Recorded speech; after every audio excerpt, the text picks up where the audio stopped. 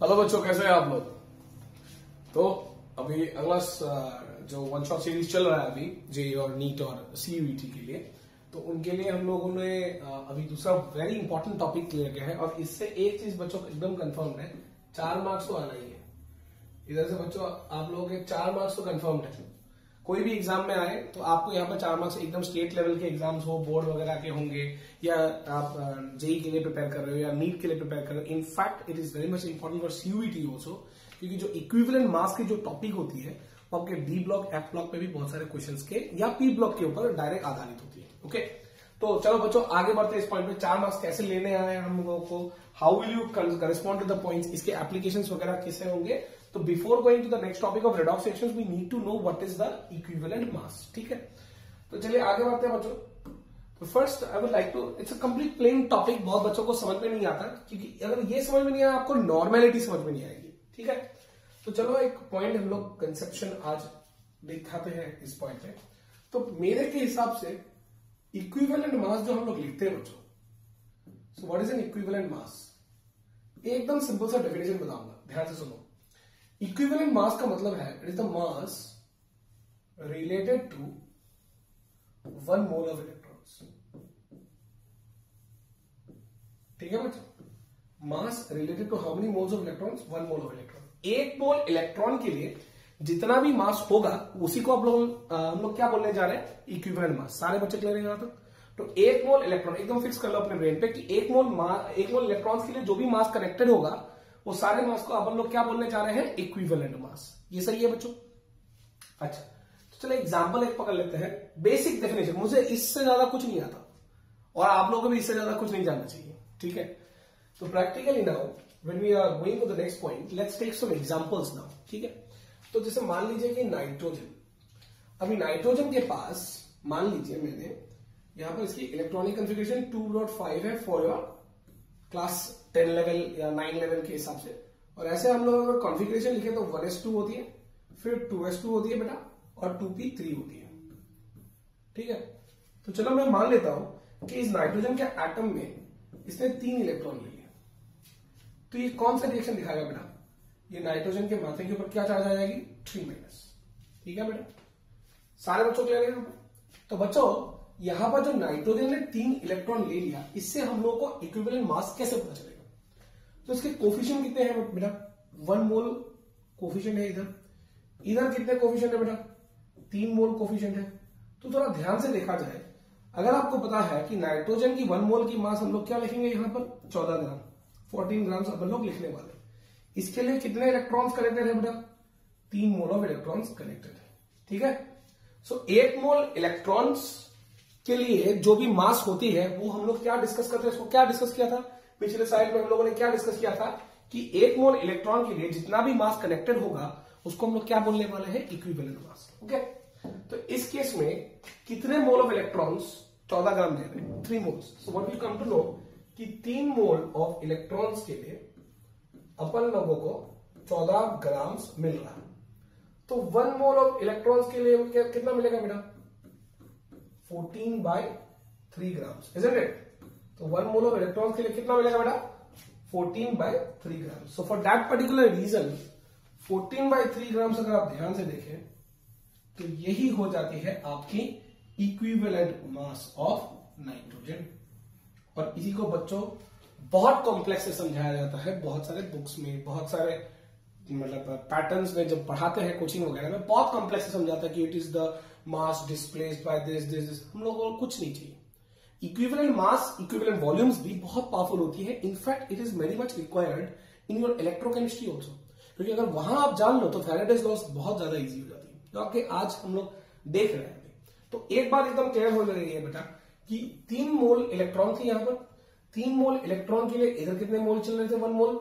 तो 3 moles of electrons के लिए जो 1 मोल चल रहा था, 1 मोल का मास कितना चल रहा था पता, कंप्लीटली 14 ग्राम चल रही थी। तो 3 मोल्स के लिए अगर 14 ग्राम चल रहा है तो 1 मोल के लिए कितना होगा बेटा, 14/3। Is it clear. अच्छा आगे बढ़ते हैं। तो कभी कभी कैसा हो सकता है कि इट्स नॉट फिक्स्ड, बहुत बच्चों को अभी ये सिखाया जाता है कि इक्विवेलेंट मास ऑफ नाइट्रोजन हमेशा 14/3 होनी है, ऐसी नहीं होती है। हर इक्वेशन के लिए बदल सकता है। जैसे नाइट्रोजन प्लस 2 इलेक्ट्रॉन्स, इसके ऊपर ही -2 चार्ज भी हो सकता है। ऐसा नेसेसरी नहीं है बेटा कि हमेशा नाइट्रोजन 3 ही इलेक्ट्रॉन है, 1 इलेक्ट्रॉन भी ले सकता है, 2 इलेक्ट्रॉन भी ले सकता है, 4 थोड़ी दिक्कत हो जाती है क्योंकि ऑक्टेट की स्टेबिल से ज्यादा हो जाती है तो थोड़ी प्रॉब्लम होती है। हालांकि तुम फोर्स कर सकते हो, ठीक है। तो इधर इसका कोफिशिएंट कितना है 1, तो कितने मोल्स होंगे बेटा 1 मोल, और यहां बच्चों क्या होंगे 2 मोल्स। अभी हम लोगों को क्या पता चला कि 1 मोल ऑफ नाइट्रोजन की मास कितनी होती है बेटा 14 ग्राम होती है, और इधर कितने होने वाली है 2 moles. So practically 2 moles are having what mass 14 grams, तो 1 मोल के लिए कितना मास होगा 7 grams. So in this case the equivalent mass of nitrogen has change to what 7 grams. 1 mole electron के लिए जितना मास हो वही अपन लोगों का इक्विवेलेंट मास है। So this is another condition that we have taken up. एक और कंडीशन ले लेते बेटा कि नाइट्रोजन ने इस बार मान लीजिए कि 1 ही इलेक्ट्रॉन ले लिया, तो उसके माथे के ऊपर क्या चार्ज आनी है माइनस चार्ज, 1 ही माइनस चार्ज आएगी। अभी इसको हम लोग कोफिशिएंट के हिसाब से लिखते हैं, 1 है यहां पर 1 मोल लिखने वाले हैं, इधर भी 1 है तो 1 मोल ही लिखने वाले हैं। 1 मोल का मास कितना होता है बेटा 14 ग्राम, इधर भी 1 मोल का मास कितना होगा 1 मोल ही लिख लेंगे यहां पर। तो 1 मोल के मास को जो बोलते हैं उसका डेफिनेशन के हिसाब से हम लोग क्या नाम दे रहे हैं इक्विवेलेंट मास। इधर नाइट्रोजन की इक्विवेलेंट मास कितनी हो गई 14 ग्राम हो गई। क्लियर है बेटा। तो ये ध्यान में रखा जाए कि equivalent mass is nothing but the mass of how many moles of electrons 1 mole of electron, ठीक है। तो प्रैक्टिकली आज से एकदम क्लैरिटी रखा जाए कि जब भी 1 मोल इलेक्ट्रॉन का मास एक्सचेंज होती है, it might be 1 mole of electrons lost, 1 mole of electrons gained, कुछ भी कर सकते हो। तो 1 मोल के लिए जितना भी चार्ज ट्रांसफर होंगे, जितना भी इलेक्ट्रॉन्स ट्रांसफर होंगे उसके लिए, या 1 मोल ऑफ इलेक्ट्रॉन्स बेसिकली अगर आप पकड़ा जाए उसके लिए जितना भी मास कनेक्टेड होगा वही आपकी इक्विवेलेंट मास है। कुछ अलग एग्जांपल्स देखते हैं बेटा, एकदम क्लैरिटी होनी चाहिए क्योंकि अगर ये जानो तो पीएच भी कैलकुलेशन हो जाती है, ठीक है। तो देखेंगे सब कुछ, don't worry for this, we are guaranteed going on for this particular point. Okay now अब दूसरा एलिमेंट है, मान लीजिए मैं यहां पर एल्यूमिनियम ले लिया। अच्छा एल्यूमिनियम नॉर्मली क्या करता है, एल्यूमिनियम सिचुएशन के हिसाब से 1 इलेक्ट्रॉन नहीं लेता, वो 3 इलेक्ट्रॉन लेता है। हालांकि मैंने पहले इस इक्वेशन में मैंने क्या डाल दी यहां पर कि यहां पर 1 इलेक्ट्रॉन ही है, ठीक है। अब ध्यान से देखिए इधर कितना चल रहा है 1 मोल, कितने मासेस है 1 मोल इलेक्ट्रॉन्स। अच्छा अगर आप ध्यान से देखो कि एल्यूमिनियम के एटॉमिक मास की वैल्यू कितनी होती है 27। अगर आप ना जानते हो तो मैंने यहां पर स्पेसिफिकली मेंशन कर दी है, ठीक है। सो 27 ग्राम्स, ठीक है। तो 27 ग्राम कितने मोल ऑफ इलेक्ट्रॉन्स का कनेक्टेशन है 0.1 मोल। तो obviously this will be the equivalent mass of aluminium in this condition. इस क्वेश्चन में आपकी वैल्यू कितनी आएगी 27 ग्राम्स। हालांकि अगर एल्यूमिनियम मैंने एक दूसरा कंडीशन ले लिया, वो 2 इलेक्ट्रॉन लॉस भी कर सकता है, ठीक है। इस केस में क्या होगा बेटा कि इधर तो 1 मोल है लेकिन इधर कितने मोल है 2 मोल्स। तो 1 मोल की मास कितनी होती है, अभी अपन लोगों ने क्या लिखा 27 ग्राम्स। तो 2 मोल के लिए हम लोगों को कितने मिलने वाले हैं 27। 1 मोल के लिए हम लोगों को कितना मास मिलेगा 27/2 grams, and this will be the equivalent mass of aluminium in this particular topic. ये हो गया। तीसरा कंडीशन में क्या और हो सकता है कि अगर आप ध्यान से देखो कि एल्यूमिनियम 3 इलेक्ट्रॉन भी छोड़ सकता है, जो इट्स वेरी कॉमन वन, बहुत ही कॉमन होता है बेटा कि यहां पर 3 इलेक्ट्रॉन भी छोड़ दे। अगर तीनों के तीनों इलेक्ट्रॉन्स यहां पर वो छोड़ देता है तो इसमें होती क्या है कि यहां पर हो जाएंगे आपके 1 मोल, यहां पे हो जाएंगे ये 3 मोल्स, ठीक है। तो 1 मोल की मास कितनी हो जाएंगे बेटा 27 ग्राम्स, और इधर आपके कितने हो जा रहे हैं 3 moles. So 3 moles are having a mass of how much grams 27. 1 mole is having a mass of how much 27/3 grams, जो कि कितनी होती है 9 grams. So this will be the equivalent mass of aluminium. Clear. तो आज से एक चीज आप लोग कंफर्म कर ले कि हमेशा हमेशा हमेशा 1 मोल इलेक्ट्रॉन्स के लिए जो भी मास होगा उसको क्या बोलने वाले हैं इक्विवेलेंट मास, ठीक है बेटा। आगे बढ़ते हैं। तो ऐसे तो हमेशा इक्वेशन तो नहीं लिख सकते हैं, तो we will now see equivalent mass या equivalent weight of different conditions, ठीक है। सो अभी टॉपिक का हेडिंग लिख लेते हैं बेटा कि इक्विवेलेंट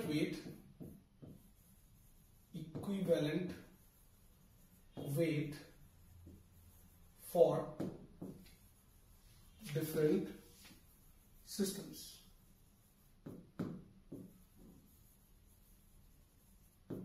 ठीक है,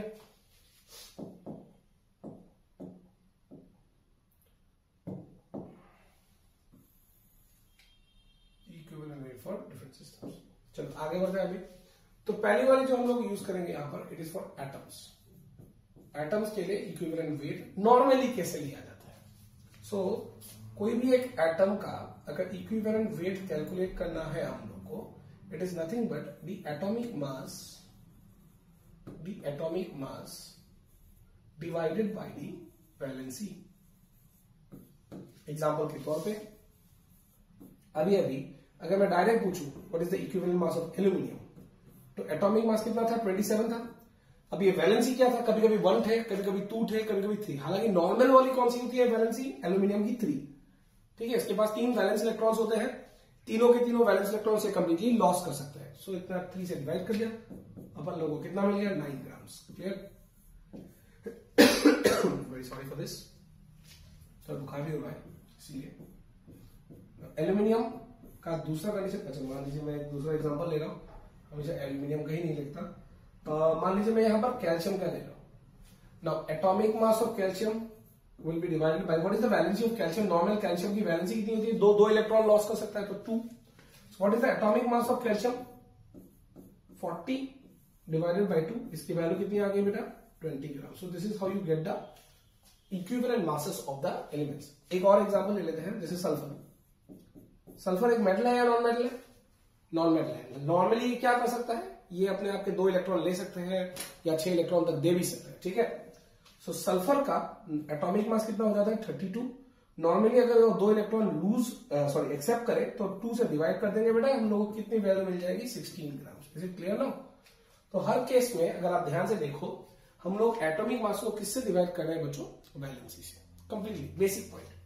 दूसरा एग्जाम्पल, दूसरा है फॉर आयंस और रेडिकल्स।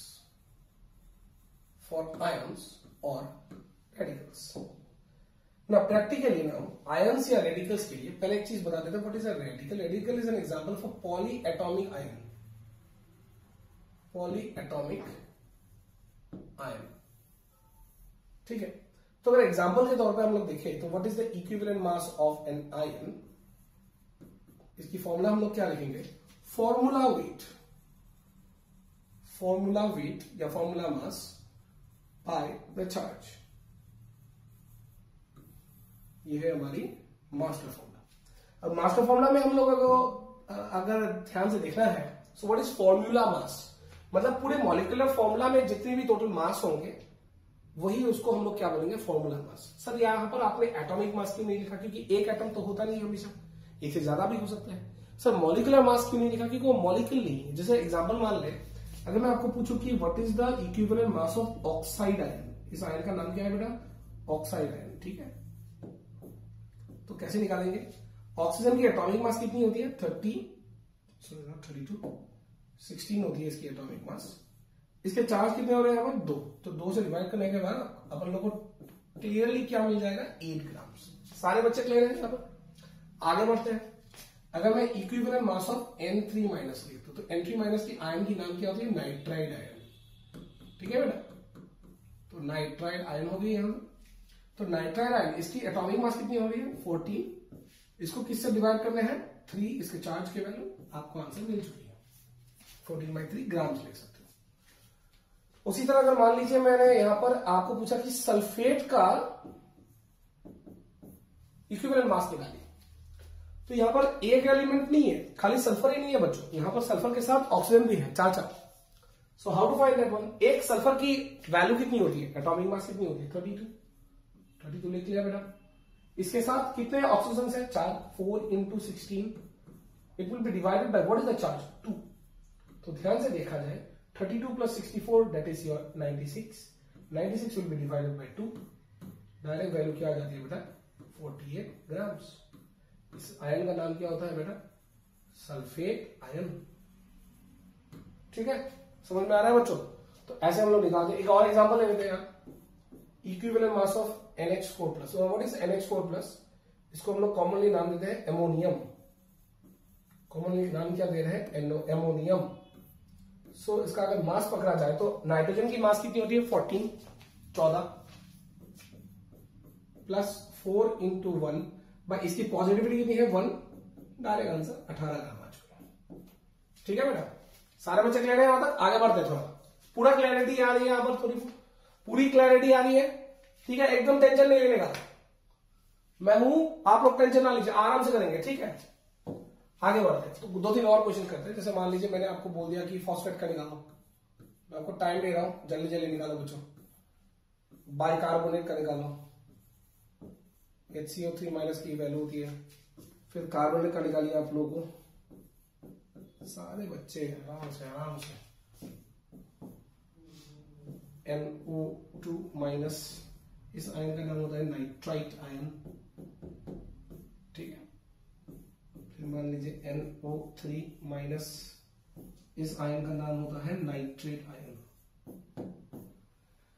ओके, ठीक है, तो ध्यान से देखा जाए तो फॉस्फोरस की वैल्यू क्या है? 31 एटॉमिक मास।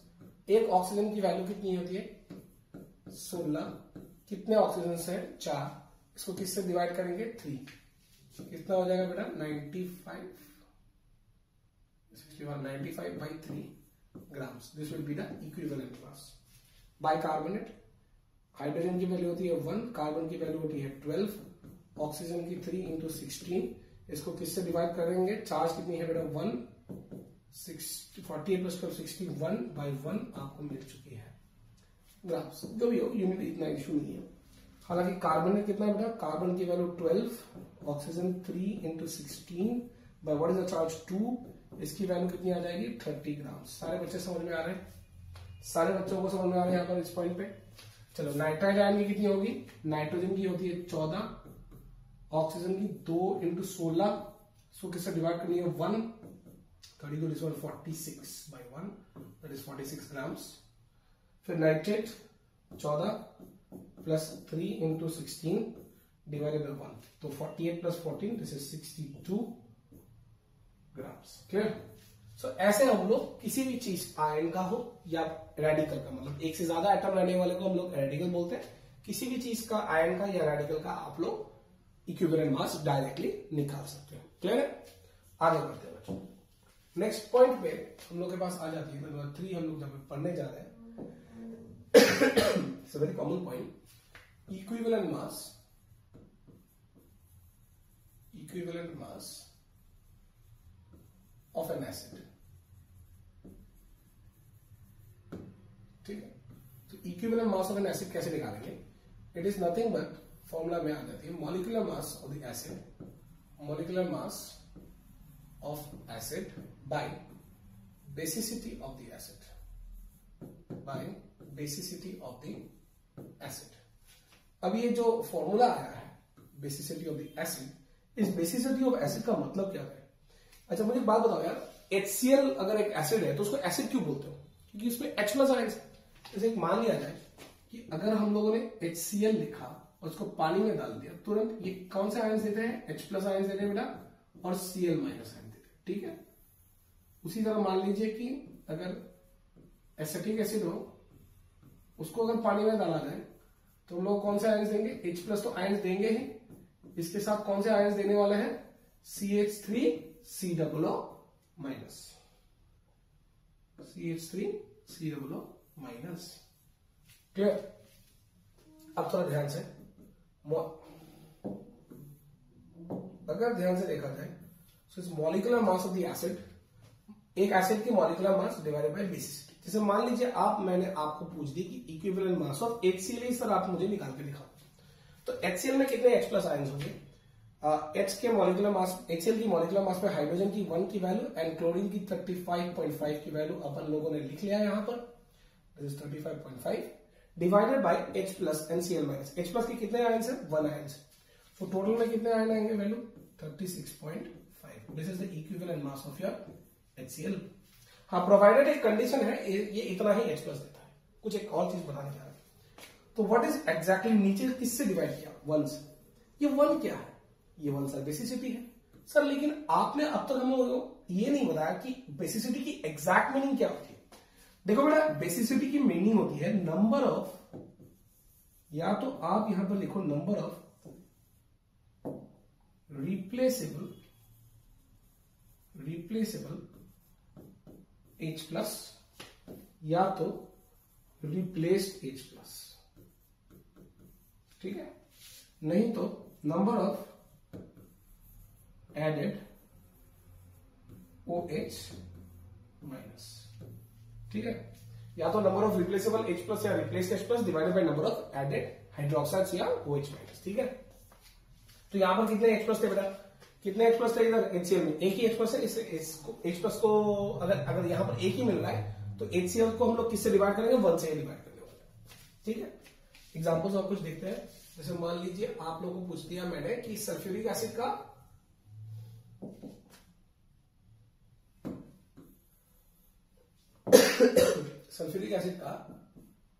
आप लोग मुझे इक्विवेलेंट मास निकाल के दिखाओ। तो इक्विवेलेंट मास के लिए 2 into 1 हाइड्रोजन की वैल्यू प्लस सल्फर की वैल्यू है 32 प्लस 4 into 16 डिवाइडेड बाय कितने H प्लस मिलेंगे? 2 मिलेंगे यहां से। सो 96 विल बी डिवाइडेड बाय 2। इसके वैल्यू कितने आएंगे बेटा? 48 आ जाएंगे। उसी तरह अगर आपको पूछा मैंने कि H3PO4 की वैल्यू कितनी हो जाएगी, तो ये क्या होगा?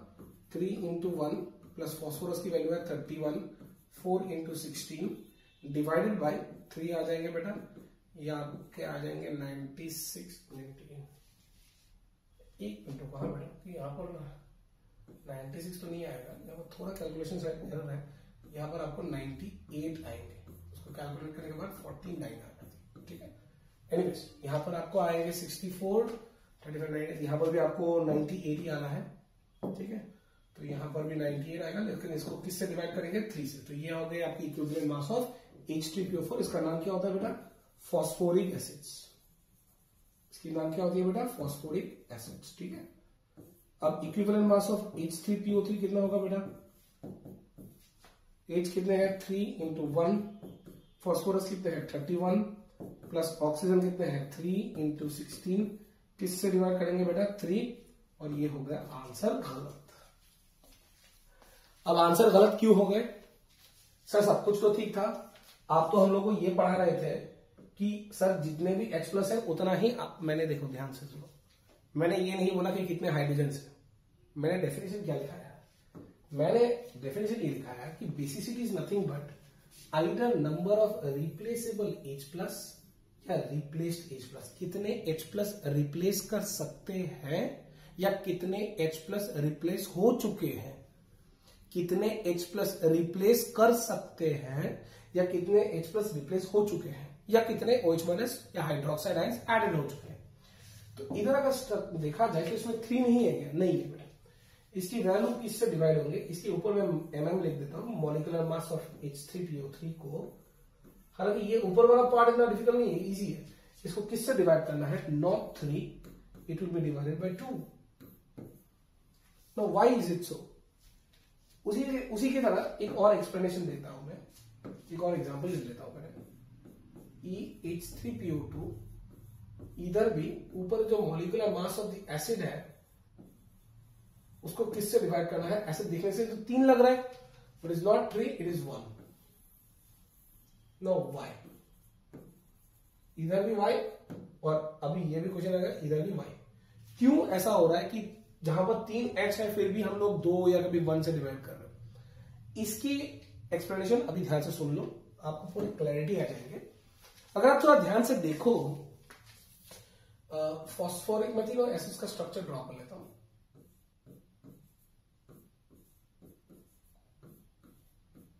ये बेटा हमारी फॉस्फोरिक एसिड्स, ठीक है।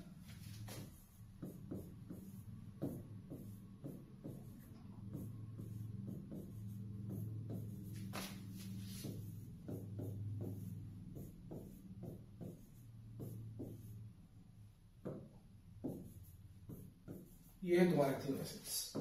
अगर तीनों का मॉलिक्यूलर फॉर्मूला लिखा जाए तो इसकी फॉर्मूला क्या होती है, H3 है आपके पास, P 1 है, ऑक्सीजन आपके पास 4 है, H2PO4। इसकी फॉर्मूला क्या होंगे, H3 है, P 1 ही है, लेकिन ऑक्सीजन कितने हैं, अभी 3 हो गए हैं। और ये इसमें H तो 3 है, P 1 है, ऑक्सीजन लेकिन 2 हो गए। थोड़ा ध्यान से देखिए, how many replaceable hydrogen are there. देखो रिप्लेसेबल हाइड्रोजन होने के कारण, replaceable hydrogens are acidic hydrogens. ठीक है, कौन से हाइड्रोजन्स होते हैं, acidic hydrogens.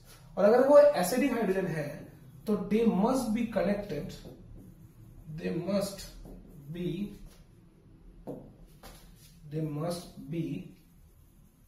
connected to a high electronegative element,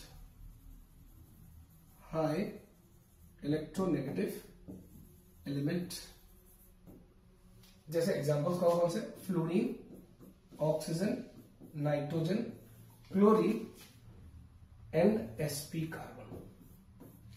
ऐसे एलिमेंट्स के साथ अगर हाइड्रोजन कनेक्टेड है तो उन्हीं हाइड्रोजन को अपन लोग आज से क्या बोलेंगे, एसिडिक हाइड्रोजन। क्लियर है बेटा। तो ध्यान से देखते हैं अभी। तो प्रैक्टिकली अगर देखा जाए तो let's observe now how many acidic hydrogen are there.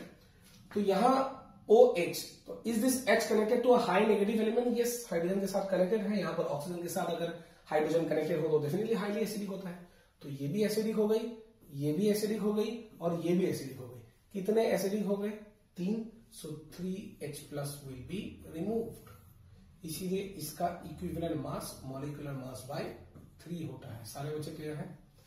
इसको देखा जाए तो ये भी एसिडिक हो गई, ये भी acidic. Is this hydrogen connected to oxygen या फ्लोरीन या नाइट्रोजन या क्लोरीन या sp carbon, no this is not acidic, this is acidic and this is acidic. तो इसीलिए इसका जो इक्विवेलेंट मास है इसको हम लोग मॉलिक्यूलर मास से 2 से डिवाइड करते हैं। ठीक है, 2 एसिडिक हाइड्रोजन। एंड इसके लिए only this is acidic, this is not acidic and this is not acidic. तो इसकी इक्विवेलेंट मास जो है ये मॉलिक्यूलर मास को 1 से हम लोग डिवाइड करेंगे। इज इट क्लियर बच्चों, बताइए इज इट क्लियर बच्चों, सारे बच्चे क्लियर हैं यहाँ पर। तो आपको समझ में आ गया है क्यों कैसे देखना है, मतलब अपन लोगों को स्ट्रक्चर्स भी जानना होगा। अगर स्ट्रक्चर्स हम लोगों की क्लैरिटी आ जाए तो ऑब्वियसली हम लोग डायरेक्ट आंसर दे सकते हैं। अभी क्वेश्चन में एक दिमाग में आ गया, सर स्ट्रक्चर्स कैसे जाने, आहिस्ता आहिस्ता हम लोग क्लियर कर लेंगे। जेईई नीट सीयूटी के लिए सारे क्वेश्चन हम लोग क्लियर कर लेंगे, जितना भी इंपॉर्टेंट टॉपिक्स होंगे। ठीक है, CEE, state boards, Bihar state boards, Orissa state boards के सारे इंजीनियरिंग मेडिकल कॉलेजेस जिसके लिए आप तैयारी कर रहे हो, ये ध्यान में रखा जाए, you should be very much basic. NEET, JEE, CUET के लिए अपन लोग पूरा चीज डिटेल्स में पढ़ रहे हैं। ठीक है, तो आगे बढ़ते हैं अभी नेक्स्ट वाला। Let's go for a very genuine point of exams. तो ये हम लोग के पास हो गई है एक कैलकुलेटिव पॉइंट कि कैसे इक्विवेलेंट मास की एसिड हम लोग देखते हैं। तो ठीक है, अभी हम लोग एक दूसरा एग्जांपल ले लेते हैं। Like for an example of H3BO3। Okay, इसमें मॉलिक्यूलर मास को किससे डिवाइड करना है, ऑब्वियसली n फैक्टर। अब नया नाम जुड़ चुका है सर, n फैक्टर मतलब बता थोड़ी देर बाद। इसका स्ट्रक्चर अभी आपके दिमाग में क्या घुस चुका है, सर स्ट्रक्चर बिना जाने हम लोग नहीं कर सकते। ठीक है, तो ये होती है हमारी ऑर्थोबोरिक एसिड्स, ये P ब्लॉक में होती है। It's an example of orthoboric acid. ठीक है, तो ऑर्थोबोरिक एसिड्स के लिए हम लोगों को क्या देखना पड़ेगा, थोड़ा ध्यान से देखते हैं। ठीक है, सो BOH OH OH। अब बताइए यहां पर बच्चों H+ कितने रिमूव्ड होंगे, ये एसिडिक H+ है, हाँ ये एसिडिक H+ है, हाँ ये भी एसिडिक H+ है, हाँ, तो कितने होंगे H+3। तो यहां पर इक्विवेलेंट मास ऑफ H3BO3 क्या हो जाएंगे बच्चों, it will be molecular mass divided by what, 3। ये सुनो क्यों 3 है, क्योंकि बच्चों यहां पर 3 H ऑक्सीजन के साथ कनेक्टेड है, तो ऑब्वियसली आप लोगों को कितना H+ मिलने वाला है, 3, जो कि H+ डायरेक्टली किसके साथ कनेक्टेड है, हाई इलेक्ट्रोनेगेटिव एलिमेंट, और वो कि कौन सा हो गया, ऑक्सीजन। इसके कारण यहां पर आंसर m/ क्या हो गया, 3, जो कि पूरी फिर से गलत आंसर है। अब आप शॉक हो जाओगे कि bond with Don channel subscribe तो कर लिया, क्या सर हम लोग को गलत सिखा रहे, गलत नहीं सिखा रहा बेटा, कंसेप्शन उतना ज्यादा डिटेल्स में रखना बेटा कि आपके पूरी क्लैरिटी आ जाए इस पॉइंट पे, ठीक है। ये बहुत ही एक स्ट्रॉन्ग कंसेप्शन है इसके ऊपर आधारित कि नंबर ऑफ H प्लस के ऊपर भी डायरेक्टली नहीं बता सकते, ये डायरेक्ट कंसेप्ट नहीं है। तो वाई, फिर से क्वेश्चन दिमाग में आ गई कि ऐसा क्यों हो रहा है। तो देखते हैं, आगे बढ़ते हैं। आगे बढ़ने से पहले हम लोगों को कुछ चीज, छोटे छोटे पॉइंट्स हम लोग मतलब आगे बढ़ेंगे इस पॉइंट पे। Let's observe to this particular points. So technically now for body fishing होता क्या है, ध्यान से। अच्छा, आज मैंने स्टार्टिंग में आपको एक चीज पूछी थी, किसी भी चीज को एसिड कब बोलते हो? जब भी वो पानी में डालने के बाद, अगर आप मान लीजिए मेरे को पानी में डाल दिया, आप मेरे को पानी में लेके डुबो दिए, उसके बाद आपको पता चला उसमें H प्लस आयंस मैं दे रहा हूं, तो definitely I am an example of an acid, correct. तो क्या होता है, इसको जब पानी में डालते हैं तो वाटर की स्ट्रक्चर कुछ ऐसी होती है। आप सबको शायद पता होगा कि वाटर की स्ट्रक्चर आपको ऐसे मिलेंगे। तो ये जो वाटर लोन पेयर है, ये इलेक्ट्रॉन अपने आप को इसको देगा। क्यों देगा, अभी शुद्ध देखो ध्यान से। प्रॉब्लम क्या है, देखो इस बोरॉन को ध्यान से देखा जाए, क्या ये ऑक्टेट कंप्लीट है? No, octet is incomplete. Octet is incomplete, ठीक है। Octet is incomplete. अगर ऑक्टेट इनकम्प्लीट है तो यहां पर क्यों ऑक्टेट इनकम्प्लीट है? कि यहां पर 2, 4 और 6 कितने इलेक्ट्रॉन है बेटा? 6 इलेक्ट्रॉन्स। 6 इलेक्ट्रॉन्स का मतलब क्या हुआ? रिक्वायर्स 2 इलेक्ट्रॉन मोर, 2 इलेक्ट्रॉन और चाहिए। Requires 2 electrons more. तो 2 इलेक्ट्रॉन कौन सप्लाई करेगा? वाटर, लोन पेयर, ठीक है। तो lone pair will supply 2 more electrons. जब ये 2 लोन पेयर से 2 इलेक्ट्रॉन वो सप्लाई कर चुका है, अब इसके स्ट्रक्चर में थोड़ी मॉडिफिकेशन हो जाती है। अब स्ट्रक्चर कैसे मॉडिफाई हो जाता है, देखो ध्यान से। कि स्टार्टिंग में जो BOH था, या यहां पर भी जो OH था, या यहां पर भी जो OH था, वो तो है ही। अब एक नया बॉन्ड बन चुका है बिटवीन इन दोनों के बीच। अब बताओ बच्चों कि इलेक्ट्रॉन किसने दिया? ऑक्सीजन ने दिया। किसको दिया बेटा? बोरॉन को दिया। जिसके कारण क्या होने वाला है, अच्छा अगर मैं अपने आप का इलेक्ट्रॉन आपको दे दूं, तो मेरे दिमाग के माथा के ऊपर क्या चार्ज आने वाली? Positive charge. आपके माथे के ऊपर क्या चार्ज आने वाली? Negative charge. तो मैं दे रहा था, मेरे ऊपर पॉजिटिव चार्ज आ चुकी है, और इधर क्या आ चुकी है बेटा? Negative charge. Is everyone clear up to this point? सारे बच्चे क्लियर है? यहाँ पूरा क्लियरिटी के साथ अगर है तो बताओ, आगे बढ़ेंगे। आगे बढ़ चुके? पूरा क्लियर है बच्चों? चलो, अगर ये क्लियर है तो नेक्स्ट स्टेप में मैं आपको क्वेश्चन पूछता हूं। ऑक्सीजन वर्ल्ड की सेकंड मोस्ट नेगेटिव एलिमेंट है। ऑक्सीजन वर्ल्ड की सेकंड मोस्ट नेगेटिव एलिमेंट है, उसके माथे के ऊपर पॉजिटिव चार्ज बहुत ही प्रॉब्लमेटिक है, is very dangerous. So problem क्या होता है, जो अभी नया स्ट्रक्चर्स में डिटेल्स दिखाने वाला हूं, आपको पता चलेगा इस पॉइंट पे कि अब हम लोग का स्ट्रक्चर कुछ ऐसे पोजीशन पे है कि मैं डायरेक्ट OH लिख देता हूं, यहां पर इधर भी OH लिख देता हूं, इधर भी OH लिख देता हूं बेटा। और इधर क्या हो चुका है, कुछ ऐसा सिचुएशन क्रिएट हो चुका है, इधर आपकी होने वाली है माइनस चार्ज, इधर प्लस चार्ज हो चुका है, इधर माइनस चार्ज। अब ये बहुत ही अनस्टेबल केस है, ये बहुत ही अनस्टेबल केस है। Why is it is an unstable case? Because oxygen is high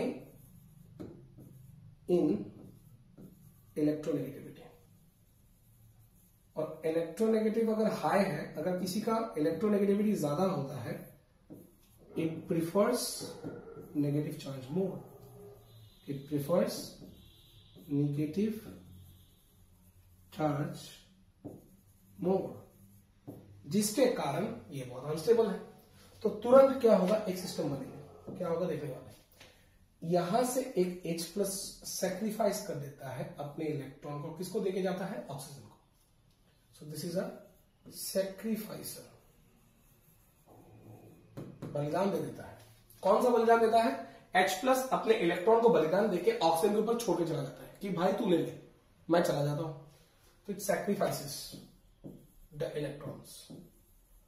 और जब ये इलेक्ट्रॉन को सैक्रिफाइस कर देता है कंप्लीटली, तब इसकी स्ट्रक्चर थोड़ी बदल जाती है बेटा। इसकी स्ट्रक्चर कैसे हो जाती है थोड़ा ध्यान से देखते हैं। बोरॉन इधर OH बन जाता है बेटा, इधर भी OH बन जाता है बेटा, इधर भी OH बन जाता है बेटा, और इधर OH तो हो जाती है, लेकिन इसके माथे के ऊपर क्या रह जाती है, नेगेटिव चार्ज। अब बताओ कौन चला गया H प्लस, कितने H प्लस चले गए, how many H plus has been removed, only one H plus removed. और अपन लोगों का इक्विवेलेंट मास का डेफिनेशन क्या था, molecular mass of the acid will be divided by what, number of replaced H plus या number of replaceable H plus. यहां पर क्या होने वाले बेटा, H प्लस रिप्लेस हो चुका है। कितने H प्लस रिप्लेस हुए हैं, सिर्फ और सिर्फ एक। और ये प्रॉब्लम क्यों खड़ा हुआ, क्योंकि इसके पास ऑक्टेट कंप्लीट नहीं थी। तो कितने H plus, only one H plus, that means the equivalent mass will now be divided by 1। इसीलिए कंप्लीटली बच्चों पेपर्स में पूछा जाता है कि why is H3BO3 और वीक तो बाद में बताएंगे, मोनोबेसिक एसिड। मोनोबेसिक एसिड, क्यों मोनोबेसिक एसिड है, पूरा क्लियर है बेटा। This is an example for monobasic acid, क्योंकि यहां से कितने H प्लस निकल के गए हैं, 1 H प्लस कंप्लीटली निकल के गए हैं। पूरा क्लियर है बच्चों, आगे बढ़ते हैं। Okay, now we are clear with this particular point of acids. Let's move to the bases. So equivalent mass of a base, equivalent mass of a base, इसका फॉर्मूला क्या होगा बेटा, फॉर्मूला क्या होगा इसके, there is nothing but molecular mass of the base will be divided by acidity of the base। और ये जो एसिडिटी है उसका डेफिनेशन क्या है, number of replaceable OH minus, replaceable या रिप्लेस्ड हाइड्रोक्साइड्स, या number of added H plus. ठीक है, दोनों में से कोई हो। जैसे मान लीजिए मैंने आपको डायरेक्टली पूछ दिया है कैल्शियम हाइड्रोक्साइड, इसको कॉमन नेम में क्या बताते हैं, CaO2 को कॉमन नेम क्या है बेटा, स्लेकेट लाइम। ठीक है,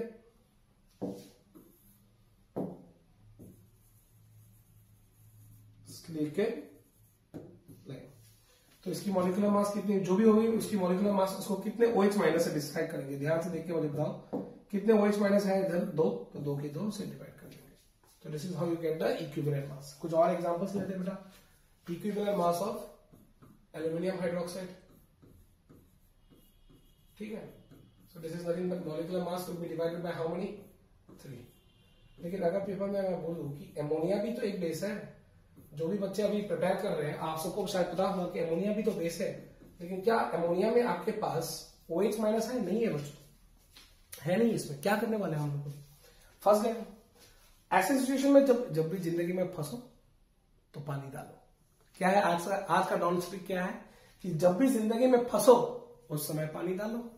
तो अमोनिया को पानी के साथ रिएक्शन करवाया जाता है। अगर आप रिएक्शन करें, आपको पता होगा शायद कि इसमें कितने होंगे, what is the product form, ammonium hydroxide. तो अब मुझे बताइए, इसमें जो अमोनियम हाइड्रोक्साइड बोलते हैं, ये तो अमोनियम आयंस हो गई, ये अमोनियम आयंस हो गई, ये हाइड्रोक्साइड है। कितने OH माइनस, 1 OH माइनस। जितने OH माइनस देंगे उतना ही आपको नीचे में डिवाइड करना पड़ेगा, that will be the N factor. अभी एन फैक्टर पे आ जाता है, तो what is N factor, it is the number of electrons transferred, number of electrons transferred, जो कि अलग अलग केसेस में अलग अलग चीजों से कनेक्टेड होती है। पूरा क्लियर है बच्चों, सारे क्लियर है, नोट डाउन कर लो आराम से, पूरी क्लैरिटी हो रही है ना इक्विवेलेंट मास के बारे में।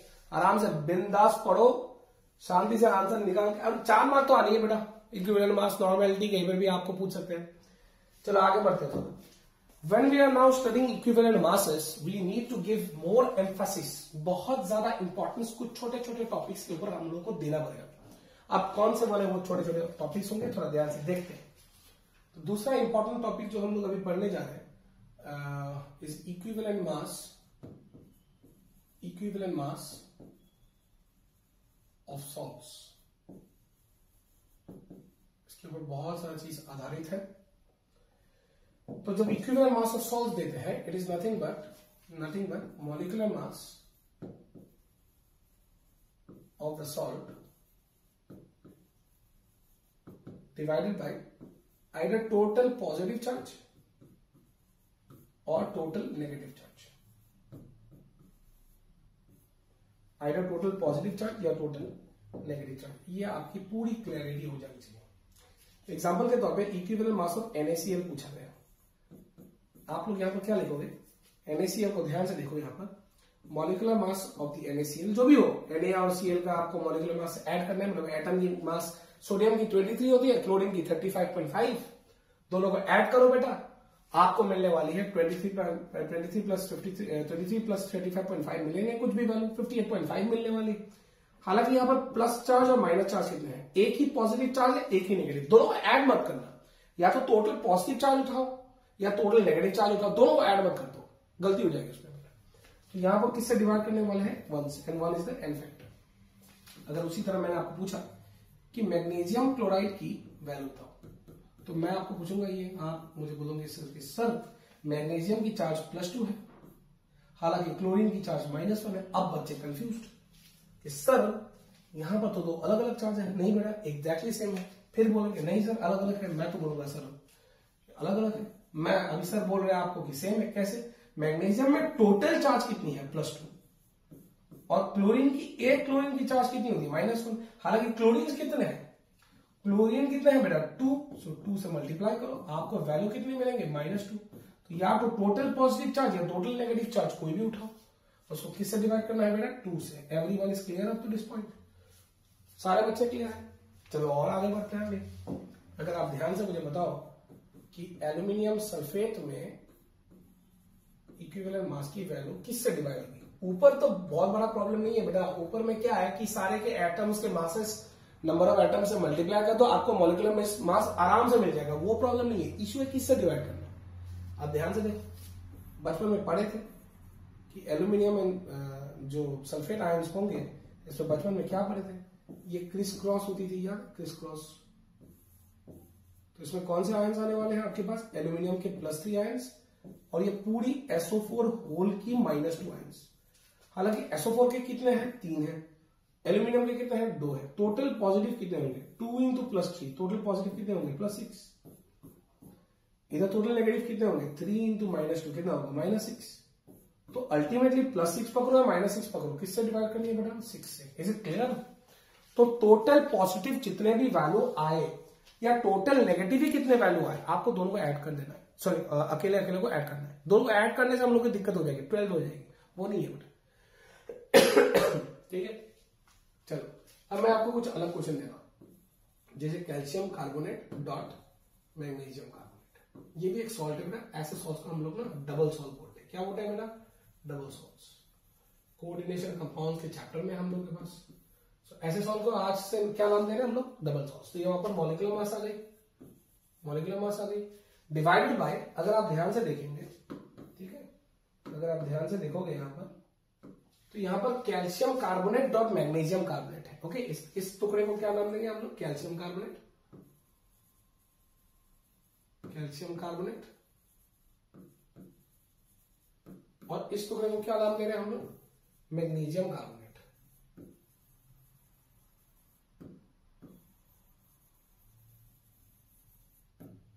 ठीक है, अब कैल्शियम की चार्ज इधर +2 है बेटा, इधर भी मैग्नीशियम के +2 है, और कार्बोनेट की चार्ज -2 है, इधर भी -2 है। तो अगर ध्यान से देखा जाए तो टोटल पॉजिटिव चार्ज कितने हैं? इधर +2 इधर +2, टोटल मिलकर पॉजिटिव चार्ज कितने हैं? कैल्शियम से 2 आएंगे, मैग्नीशियम से भी 2 आएंगे, टोटल कितने आएंगे बेटा? 4। या अगर हम नेगेटिव ही पकड़ लो, कार्बोनेट 2 कार्बोनेट है, एक कार्बोनेट से -2, दोनों कार्बोनेट से -4, किससे डिवाइड करने वाले हैं? 4 से। इज इट क्लियर बेटा? तो अगर डबल सॉल्व भी आए कोई दिक्कत की बात नहीं, आप आराम से सॉल्व कर सकते हो। Equivalent mass. एक और एग्जांपल, अब हम लोग आते हैं कुछ अलग जैसे एग्जांपल, जैसे very common example is FeSO4 dot 7H2। इसका नाम क्या पता बेटा? क्लास 10 में होती है इस चीज की नाम, इसको हम लोग ग्रीन विट्रियोल बोलते हैं। ठीक है, उसी तरह पेपर में कभी कभी आपको कॉपर सल्फेट डॉट 5H2, बच्चों ने ये भी देखा होगा, इसका भी पूछ सकते हैं। इसको हम लोग बोलते हैं ब्लू विट्रियोल। क्या बोलेंगे बेटा? Blue vitriol. एक और एग्जांपल भी बेटा, यार कलर बता दो, मजा लग जाएगा इसका। क्या होगा बेटा? बोलो। सो क्या बोलेंगे इसको? हम लोग क्या बोलेंगे नाम? White vitriol. पेपर में क्या आना है, ऑब्वियसली कलर्स के हिसाब से ही खेल चल रहा है। फिर भी अगर आप ध्यान से देखें तो green vitriol, blue vitriol and white vitriol में नाम है कंपाउंड्स के नाम। हालांकि ऐसे भी बोल सकते हो कि ferrous sulphate dot 7H2, copper sulphate dot 5H2, zinc sulphate dot 7H2, ऐसे आप लोग बोल तो सकते हो, लेकिन कॉमन नेम जो कमर्शियली यूज होता है ताकि बाजार में बेचा जाए, खरीदा जाए, लैब्स वगैरह में भी वैसे ही होता है कि green vitriol, blue vitriol, white vitriol ऐसे नाम हो जाते हैं। ठीक है, एनीवेज हम लोग के पास वो कॉन्सेप्ट नहीं है, वो इंपॉर्टेंस नहीं है। इंपॉर्टेंट चीज ये है कि इसकी मॉलिक्यूलर मास कैसे निकाले, सॉरी इक्विवेलेंट मास कैसे निकाले। अच्छा, एक चीज मैं कैलकुलेट करके दिखा देता हूं, पूरा आपको समझ में आ जाएगी। इसकी कैलकुलेशन कर लेते हैं। तो ऊपर हो जाएगी मॉलिक्यूलर मास, वो तो पता है। अब मॉलिक्यूलर मास पूरा लेना है, पूरा का। लेकिन जब आप नीचे को डिवाइड करोगे तो यहां पॉजिटिव चार्ज +2 और सल्फेट -2, मतलब टोटल पॉजिटिव चार्ज कितने होंगे? +2 ही होंगे, या टोटल नेगेटिव चार्ज कितने होंगे? 2 ही होंगे। तो आपको किससे डिवाइड करनी है बेटा? 2 से डिवाइड करनी है। अब आ जाती है कंफ्यूजन ब्रेन में कि सर पानी भी तो आपको आयंस देता है। ये सुनो, पानी भी आपको आयंस देता है। I think we all know कि एक वाटर मॉलिक्यूल आपको कितने आयंस देंगे? क्या क्या आयंस देंगे? H+ आयंस देंगे, OH- आयंस। तो सर आपने वहां पर ऐड क्यों नहीं किया बेटा? यहां पर जो 7 वाटर मॉलिक्यूल्स है, या यहां पर जो 5 वाटर मॉलिक्यूल्स है, या यहां पर जो 7 वाटर मॉलिक्यूल्स है, ये डिसोसिएट नहीं होते। So this water molecules they do not dissociate, they do not dissociate. जिस रीजन के कारण होता क्या है, this is called as, they are called as water of crystallization. They are called as water of crystallization। ध्यान में रखा जाए .5 water, .4 water, .10 water, .half water, plaster of Paris याद है क्लास 10 में पढ़ते थे, कैल्शियम सल्फेट .half वाटर। वो जो वाटर के मॉलिक्यूल्स डॉट के बाद आती है वो डबल सॉल्ट है actually. It gives a stabilisation of the salt. बहुत लोगों के दिमाग में ये सोचते हैं कि जैसे वाटर के मॉलिक्यूल्स है, तो ये वाटर के मॉलिक्यूल जो है ये कंप्लीटली क्या इस जिंक सल्फेट को डिसॉल्व कर देंगे। पानी है क्या? लिक्विड नहीं, बड़े लिक्विड नहीं है, ये सॉलिडिफाइड है, स्ट्रक्चर्ड। अब आपके दिमाग में ये घुसने लग जाएगा कि सब पानी तो सॉलिड, हम लोगों ने सिर्फ आइस सुना है बेटा, वो अलग टेम्परेचर में। इस केस में वाटर एक स्टेबिलिटी बना रहा है, सॉल्ट को ज्यादा तगड़ा बना रहा है, ज्यादा स्टेबल बना रहा है। तो आप ये ध्यान ना दे, नीचे जब आप यूज करें डिवाइड करने के लिए, आप कभी 7 वाटर, 5 वाटर इस पार्ट को डिसोसिएट करके H+ OH- ना रखें। क्यों ना करें? क्योंकि उसको क्या नाम दे रहे हैं? They do not dissociate. Why do not we use it? Because they do not dissociate. क्यों डिसोसिएट नहीं करेंगे? Because it is water of crystallization. अच्छा, कॉपर सल्फेट, इसका फॉर्मूला क्या होगा? जो भी होगा मॉलिक्यूलर मास ऑफ पूरा कॉपर सल्फेट। जब ऊपर मास ले रहे हो तो सारे के सारे लेना, लेकिन जब नीचे चार्ज ले रहे हो तो सिर्फ 2 लेना। क्यों 2? क्या इस पार्ट को लेंगे चार्ज के लिए? नहीं, no, not for charges, not for charges. ठीक है, इधर +2 और इधर बेटा कितना आएगा? -2। तो 2 से डिवाइड करना है। इधर भी क्या आएंगे? Molecular mass of complete zinc sulphate dot 7H2O। हालांकि इसको किससे डिवाइड करना है बेटा? 2 से ही डिवाइड करना है, क्योंकि जिंक की +2 या सल्फेट की -2 की वैल्यू आ रही है। पूरी क्लियर है बेटा? पूरा concept I suppose everyone has written it down and understood also. पूरा क्लियर है? चलो आगे बढ़ते हैं इस पॉइंट पे। पूरा लिख लिया ना? नोट कर लिया? पूरा नोट कर लो, शांति से नोट कर लो। नेक्स्ट अभी हम लोग आते हैं, give you one more example of this particular point now. अभी हम लोग नेक्स्ट टॉपिक पे जो जा रहे हैं, this is a very common topic that we are going to study and is known as equivalent masses for oxidising and reducing agents. ये topic तो बहुत वास्ट है बेटा, लेकिन जेई और नीट के लिए इतना ज्यादा हम लोग के पास इतना समय भी नहीं है, लेकिन इंपॉर्टेंट टॉपिक्स हम लोग छूने जा रहे हैं। कॉमन ऑक्सीडाइजिंग एजेंट जो सबसे कॉमन आपको चाहिए वो है आपकी पोटेशियम परमैंगनेट, बहुत ही कॉमन है, एंड पोटेशियम डाइक्रोमेट।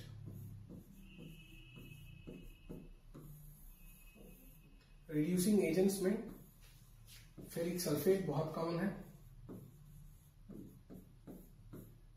और हाइड्रोजन पेरोक्साइड्स, ये दोनों सबसे कॉमन रिड्यूसिंग एजेंट्स होंगे।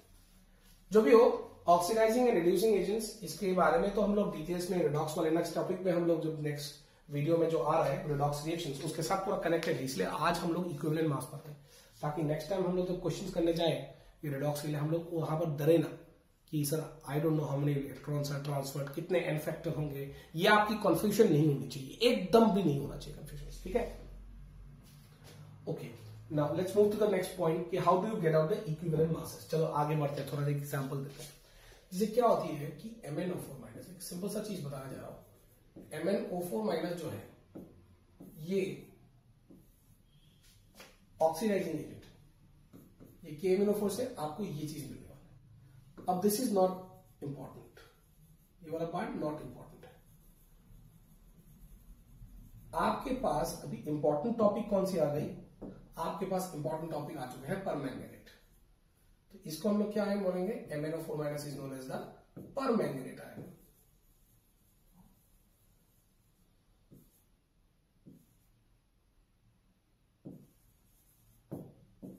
ठीक है, जिसकी कलर क्या होती है बेटा, violet colour, violet colour ion.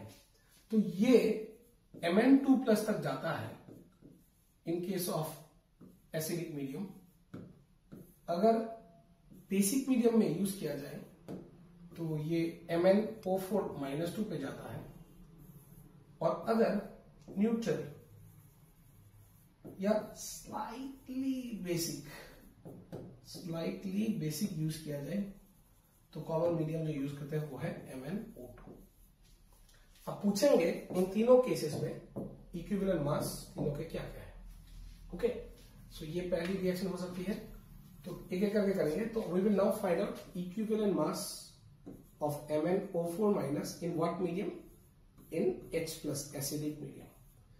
ऐसे केसेस में हम लोग मॉलिक्यूलर मास को तो डिवाइड करेंगे, ठीक है। MnO4- लिख सकते हो मॉलिक्यूलर मास या फॉर्मूला मास, FM भी लिख सकते हो। FM का फॉर्मूला क्या था बेटा, फुल फॉर्म क्या था, फॉर्मूला मास। इसको भी डिवाइड करना है कि कितने इलेक्ट्रॉन्स ट्रांसफर हुए। ध्यान से देखिए, अभी MnO4- में मैंगनीज की चार्ज निकलती है बेटा +7, ये कांस्टेंट है, और इधर चार्ज कितनी है बेटा +2। अपन लोग क्या बोले थे आज, एक चीज कंफर्म याद कीजिए कि equivalent mass is the mass related to how many moles of electrons, 1 mole of electrons. यहां पर 7 से 2 कितने इलेक्ट्रॉन्स का ट्रांसफर चल रहा है, 5। So what is the number of electrons to be played, 5। +7 चल रहा था मैंगनीज का, यहां पर ऑक्सीडेशन नंबर कितना होगा, +7, और इधर मैंगनीज का कितना बेटा +2, इधर +7, इधर मैंगनीज का कितना होगा +6, और इधर मैंगनीज का कितना होगा बेटा +4। अब आप मुझे बताइए कि इन एसिडिक मीडियम +7 से +2 जाने के लिए कितने इलेक्ट्रॉन की खर्चा होती है, 5 electrons. So the in acidic medium equivalent mass किससे डिवाइड करेंगे हम लोग, 5। This is the N factor. उसी तरह अगर मैं आपको पूछ दूं कि equivalent mass of permanganate ion in basic medium बताइए, तो आप मुझे बताइए कि ऊपर मॉलिक्यूलर मास या फॉर्मूला मास कुछ भी लिखो, इसको किससे डिवाइड करने वाले हो। +7 मैंगनीज का चार्ज है, इधर मैंगनीज का चार्ज +6 है। +7 और +6 में कितनी डिफरेंस है, 7 और 6 में कितना डिफरेंस है बेटा, 1 डिफरेंस है। So it divide by 1। अगर न्यूट्रल में पकड़ा जाए कि MnO4- को अगर प्योर न्यूट्रल मीडियम में यूज किया जाए तो उसको किससे डिवाइड करने वाले हो बेटा, मॉलिक्यूलर मास या फॉर्मूला मास कुछ भी बताओ, इसको किससे डिवाइड करने वाले हम लोग 7 और 4 में कितनी डिफरेंस है, इधर मैंगनीज का कितना वैल्यू है +4, इधर मैंगनीज की कितनी वैल्यू है 7, डिफरेंस कितना है सॉरी थोड़ी खांसी आ रही है बेटा। तो +7 से +4 कितनी डिफरेंस है, 3। So divided by 3। Is it clear, सारे बच्चे क्लियर है। तो एक मैंगनीज इधर है, एक मैंगनीज इधर है, टोटल चार्ज में डिफरेंस कितनी होगी, उसी को हम लोग डिवाइड करेंगे, that is known as the N factor. तो एन फैक्टर कुछ अलग नहीं है बेटा, it is the number of electrons transferred in a chemical reaction. उसी तरह एक लास्ट एग्जांपल देख लेते हो कि डाइक्रोमेट का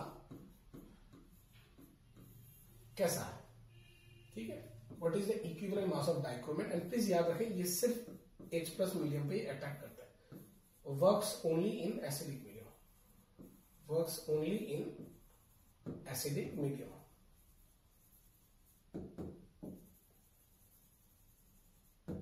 तो अगर ये सही है एसिडिक मीडियम पे, तो इसको मॉलिक्यूलर मास से किससे डिवाइड करना है बेटा, हम लोग अभी इसको n फैक्टर से डिवाइड करेंगे। तो कैसे करेंगे, थोड़ा ध्यान से सुन लो। तो क्योंकि ये एसिडिक मीडियम पे है, तो Cr2O7 -2 जो है ये कहां तक जाएंगे, Cr+3 तक। ठीक है, अब ध्यान से देख लो बेटा, यहां पर कितने क्रोमियम है, 2। एक क्रोमियम, यहां पर 2 क्रोमियम है, तो इधर 2 क्रोमियम आपको डालना पड़ेगा। बिना बैलेंस का कुछ नहीं चलता बेटा, बिना बैलेंस का कुछ नहीं चलता। तो यहां पर आपके पास कितने क्रोमियम है, 2। सो 2 इंटू एक क्रोमियम की चार्ज की वैल्यू कितनी है, +3, तो टोटल वैल्यू कितनी होगी इधर, +6। राइट आंसर कितना आ गया, +6। अब इधर एक क्रोमियम की चार्ज की वैल्यू कितनी है, +6। अब चार्ज क्रैक करके देखो, मल्टीप्लाई बाय कितने क्रोमियम से, 2, तो टोटल वैल्यू कितनी आ गई, +12। +12 और +6 में डिफरेंस कितना होगा, इतना बता दो बच्चा, इतना बता दो कि +6 और +12 में डिफरेंस कितने होंगे, डिफरेंस होंगे 6। तो कितने इलेक्ट्रॉन्स का खेल चलेगा यहाँ पर, 6 electrons. This is the n factor, so the molecular mass will be divided by 6. This is how you calculate equivalent mass of various systems. I hope आप सारे बच्चों को पूरा क्लैरिटी आया what is exactly equivalent mass, एक मोल electron के साथ क्या क्या खेल हो सकता है। और अपन लोगों को लास्ट तक ये चीज पता चला कि एक मोल इलेक्ट्रॉन के साथ ही पूरा सिस्टम चल रहा है। So if you know that particular part, we can do in the next steps also. तो अगला जो वीडियो हम लोग डालेंगे वो रेडॉक्स रिएक्शंस के ऊपर होगा, balancing oxidation numbers, types of redox reactions. NCERT को पूरा कवर करते हुए हम लोग आगे बढ़ेंगे। एकदम टेंशन ना लें, पूरा इक्विवेलेंट मास आप शायद कंप्लीटली क्लियर करके रखें, ताकि जब हम लोग इक्विलिब्रियम के ऊपर आएंगे आपकी क्लैरिटी ज्यादा होगी। Till then keep liking, keep sharing, keep subscribing. हर बच्चा जो कि 160+ इन नीट, 80+ इन जेई चाहता है एंड सीयूईटी में पूरा क्रैक करना चाहता है, don't worry, we are going to do that this year. Okay, मिलते हैं जल्दी नेक्स्ट वीडियो में।